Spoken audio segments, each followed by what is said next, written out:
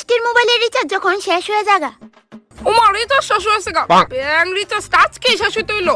বিশাল লগে তো আমি 4 দিন ধরে কথাই কই না কাজে লাগা। এত সেতে রিচার্জটা করানোর পরে কাজে লাগা বইয়া থাকতাম। এখন আমি এত ভিক্ষাটা কেমনে চাই? কাজ করি মাঠটা দিয়ে কথা কইয়া দেখি। হ্যালো।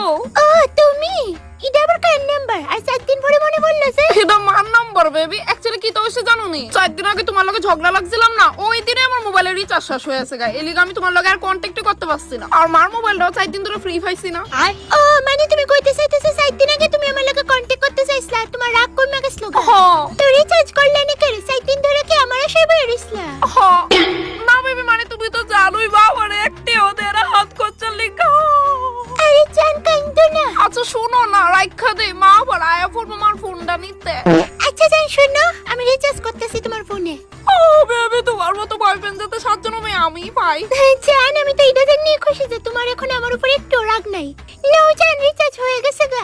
চল হাত রাখ ফোন বাপ দেখটা। তোর মনে হয় আমার মোটা তো তাড়াতাড়ি ঠিক হইব? আরে জান, আরে